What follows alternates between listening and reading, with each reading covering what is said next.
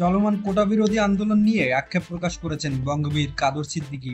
তিনি বলেন, কোটা বিরোধী আন্দোলন শেষ পর্যন্ত কোথায় গিয়ে দাঁড়াবে সেটাই এখন ভাবনার বিষয়। তবে অনেকেই বলছেন এটা ছিল অনেকটাই সরকারের ইস্যু। যদি তাই হয়ে থাকে তাহলে কাজটি ভালো হয়নি। বঙ্গবীর বলেন, সরকারে যেসব বুদ্ধিমানরা বাস করেন তাদের বুদ্ধির সীমা পরিসীমা খুব একটা উল্লেখ করার মতো নয়। ড্রাইভারের মাধ্যমে অথবা নিম্ন স্তরের কর্মচারীদের মাধ্যমে বিসিএস এবং অন্যান্য পরীক্ষার প্রশ্নপত্র ফাঁস, লাখ লাখ টাকা দিয়ে পরীক্ষা পাশ করে সরকারি চাকরিতে যোগদান, সেখানে তো আর কোটা কাজ করেনি। কোটাওয়ালারা তো আর ঘুষ দিয়ে চাকরি নেননি। ঘুষের চাকরিতে সবই মেধাধারী। তাহলে এখানে কি হবে?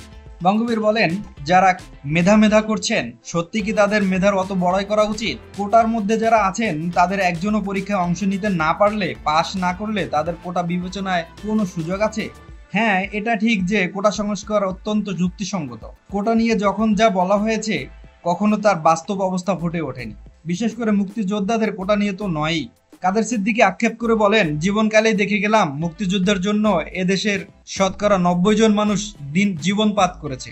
সেই দেশে মুক্তিযুদ্ধ এবং মুক্তিযোদ্ধাদের কিভাবে তাচ্ছিল্য করা হচ্ছে, যেভাবে মেধা করা হচ্ছে। মানবিক গুণাগুণ না থাকায় এরা কদিন পরে হয়তো বাংলাদেশ চাই না, পাকিস্তান চাই, আমেরিকা চাই, আবার ব্রিটেনের তাবেদার হতে চায়, কলোনি হতে চায়, এসব বলে স্লোগান তুলবে।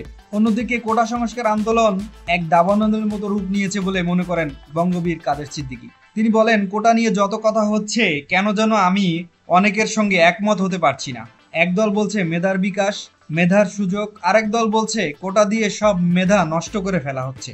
তাহলে যারা মেধার কারবারি তারা কি ভালোভাবে ডিগ্রি নিয়ে মেধার ভিত্তিতে তাদের কোটা পূরণ করছে?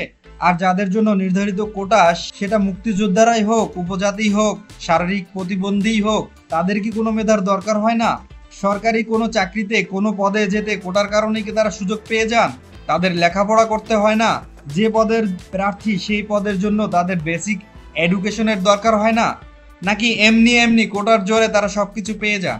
যারা এত মেধার কারবারি তাদের মতোই যারা কোটার সুযোগে নির্বাচিত হন তাদেরও সেসব পূরণ করতে হয়। হ্যাঁ, ভাইভাতে গিয়ে হয়তো তারা 2-1 নম্বরের সুযোগ পেয়ে যান। কিছু মুক্তিযোদ্ধার ছেলে বলে, নাতি বলে, পিছিয়ে পড়া জেলা বলে, শারীরিক প্রতিবন্ধী বলে কেউ তাদের বেসিক এডুকেশন না থাকলে কেবল কোটার কারণেই যে কোনো পদ পান, এটা একেবারেই সত্য নয়।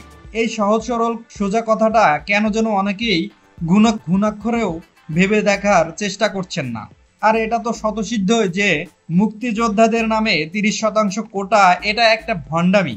কখনো 30% প্রার্থী পাওয়াই যায়নি, ভবিষ্যতেও পাওয়া যাবে না।